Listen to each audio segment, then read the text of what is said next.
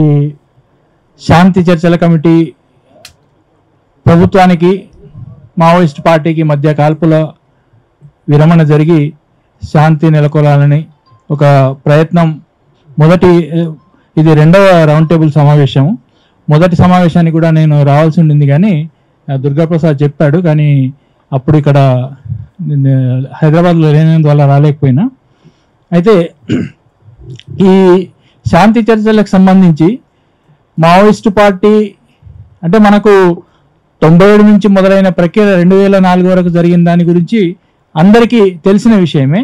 అయితే చాలాసార్లు పాలక పార్టీలు, రాష్ట్ర ప్రభుత్వాలు, విభిన్న రాష్ట్ర ప్రభుత్వాలు కొన్ని ప్రకటనలు చేయటం, దానికి ప్రతిసారి కూడా మావోయిస్టు పార్టీ మేము చర్చలకు సిద్ధమే అని ప్రకటించింది అనేది మనం గుర్తుంచుకోవాలి.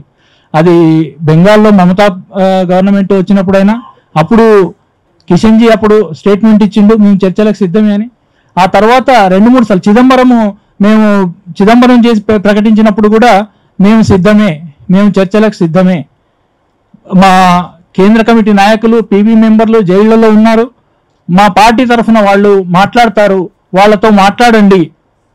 ఈ మిగిలిన ఏవైతే ఈ నిర్బంధానికి సంబంధించిన ఉన్నాయో కూడా అవి కూడా చాలా పెద్ద ఎత్తున వాళ్ళు ఇవి చేస్తే, ఈ షరతులు పూర్తి చేస్తేనే మేము చర్చలకు వస్తామని కూడా చాలా పెద్ద ఎత్తున షరతులు కూడా ఏం పెట్టలేదు.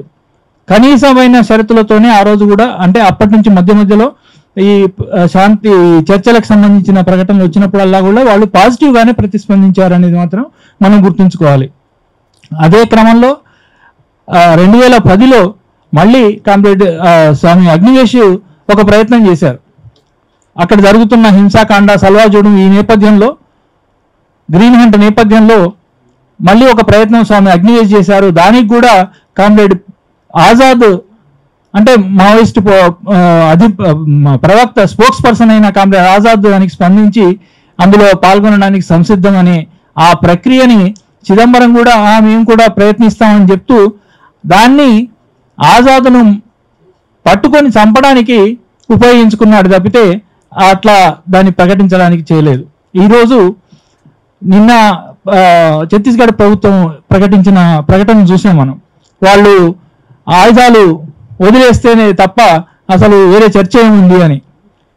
కానీ ఎందుకు అంటే మనం 1-2 విషయాలు మాట్లాడే, ఎక్కువ సమయం నేను తీసుకోను.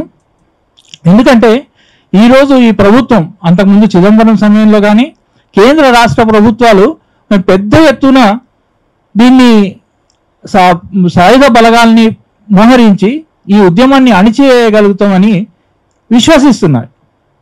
ఇప్పుడు మా అమిత్ షా అయితే మార్చి 2026 వరకు మేము దీన్ని పూర్తిగా అణిచివేస్తామనే విశ్వాసంతో ఉన్నారు.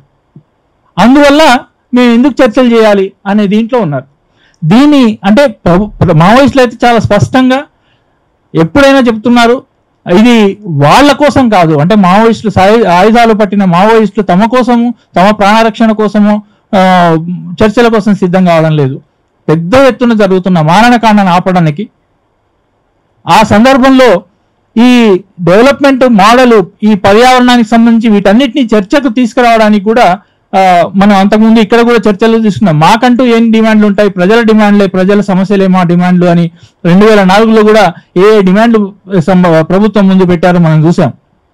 అట్లా ఇప్పుడు కూడా ప్రజల కోసం అక్కడ జరుగుతున్న మారణకాండను ప్రధానంగా దృష్టిలో పెట్టుకొని ఆపడం కోసం ఈ చర్చలోకి, ఎందుకంటే కొన్ని అభిప్రాయాలు అట్లా కూడా వచ్చాయి, మీడియాలో కూడా కొన్ని చర్చలు జరుగుతున్నాయి. వీళ్ళు ఇప్పుడు తమ అస్తిత్వమే ప్రమాదంలో పడిందనే భయంతో చర్చలో ప్రతిపాదనలు కాదు. అది బలంగా ఉన్నప్పుడైనా ప్రతిపాదనలకు ఒప్పుకున్నారు. నేను అందుకే ఈ చర్చ కొంత చెప్పింది. 2009 నుంచి అంతకు ముందు నుంచి కూడా ఎప్పుడైనా ప్రభుత్వం కానీ ప్రకటించినప్పుడు, గతంలో ప్రభుత్వాలు అట్లా ప్రకటించేవి, ఇప్పుడు పౌర సమాజం నుండి ఇక్కడ పీస్ కమిటీ ఒక పీస్ కమిటీ ఏర్పడి, శాంతి చర్చల కమిటీ ఏర్పడి దీనికి ప్రతిస్పందనగా మేము ప్రతిస్పందిస్తున్నామని మావోయిస్టు పార్టీ ప్రకటన వచ్చింది. ఇది దృష్టిలో పెట్టుకొని ప్రభుత్వాన్ని చర్చలకు ఒప్పించగలిగే ఒకటే ఒక మార్గం ఏంటంటే, పెద్ద ఎత్తున ప్రజాభిప్రాయాన్ని ఈ చర్చలకు అనుకూలంగా మలిచినప్పుడు మాత్రమే ప్రభుత్వం సిద్ధంగా అవుతుంది.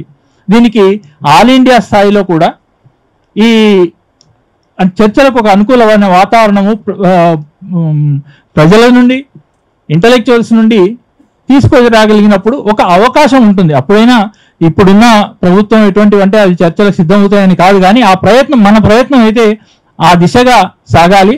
నిజానికి ఈ మావోయిస్ట్ పార్టీ ప్రకటన రాకముందే కొంతమంది వేరే రాష్ట్రాల మిత్రులు ఏంటి ఇక్కడ ప్రయత్నం జరుగుతున్నదట అని నన్ను సంప్రదించారు. అప్పటికి ఏం జరిగిందో వాళ్ళకు అప్డేట్ చేశాను. ఆ తర్వాత నిన్న ప్రకటన వచ్చిన తర్వాత ఇంకా ప్రతిస్పందన ఎక్కువ ఉంది. ఇప్పుడు ఈ ప్రతిస్పందన నేపథ్యంలో కూడా ఒకటి పిటిషన్ సైన్ చేయాలని ఒకటి మీడియాలో వచ్చింది. ఆ మిత్రులు కూడా సంప్రదించారు. వాళ్ళు నందిని సుందర్ నుంచి మొదలు పెట్టుకొని చాలా మంది మేధావులు సైన్ చేసి ఆ పిటిషన్ని ప్రభుత్వానికి పంపడానికి ఆ ప్రయత్నాలు సాగుతున్నాయి. ఇట్లా దీన్ని మనం ఇది ఆల్ ఇండియా స్థాయిలో ఇది ఒక మొదలు. దీన్ని ఆ స్థాయి అట్లా తీసుకెళ్ళగలిగినప్పుడు మాత్రమే ఈరోజు మధ్య భారతంలో కానీ తూర్పు భారతంలో కానీ మనకు ఛత్తీస్గఢ్ ఈ ప్రాంతంలో పెద్ద ఎత్తున ఈరోజు జరుగుతున్న మారణకాండ వల్ల మనకు విషయాలు తెలుస్తున్నాయి. కానీ సరండా ప్రాంతంలో, జార్ఖండ్కి సంబంధించిన సరండా, పశ్చిమ సింగ్భూమ్, బెంగాల్ బార్డర్లో కూడా ఇంతే పెద్ద ఎత్తున ఫోర్సెస్ ని మోహరిస్తున్నారు. అక్కడ కూడా ఈ రకమైన మారణకాండ జరగటానికి రేపు మనం వినడానికి అవకాశం ఉంది. కాబట్టి అది ఇంకా అట్లా కాకముందే ఇది అదే సమయంలో ప్రజల మద్దతు ఎక్కువ ఎట్లా కూడగట్టగలుగుతామనంటే మనం ఇది ఏదో మావోయిస్టులకు ప్రభుత్వానికి మధ్య జరుగుతున్న యుద్ధం కాదు. ఇది ఒక డెవలప్మెంట్ మోడల్కి సంబంధించి ప్రకృతి వనరులు కార్పొరేట్లకు అప్పగించే జరిగేది. ఎందుకంటే మావోయిస్టులు లేని చోట కూడా హన్స్దేవ్ ఫారెస్ట్ లో 1,00,000 హెక్టార్లని ఎట్లా ఈరోజు మనం ఇక్కడ ఈ 400 హెక్టార్ల 50 బుల్డోజర్లు పెడితే అక్కడ వందల ఇవి పెట్టి బుల్డోజర్లతోటి 1,000 ఎకరాలు 1,00,000 ఎకరాలని అట్లా చెట్లను కొట్టేస్తున్నారు. ఇవన్నీ కూడా మనము ప్రజల దృష్టిలోకి ఎంత ఎక్కువగా తీసుకెళ్ళగలిగి, ఎంత ఎక్కువ మొబిలైజ్ చేయగలిగితే ఈ చర్చలకు ప్రాతిపదిక లేదా దీన్ని ఎజెండాను ముందుకు తీసుకుపోవడానికి ప్రాతిపదిక బలంగా ఏర్పడుతుందని చెప్తూ ఈ అవకాశాన్ని ఇచ్చినందుకు ధన్యవాదాలు.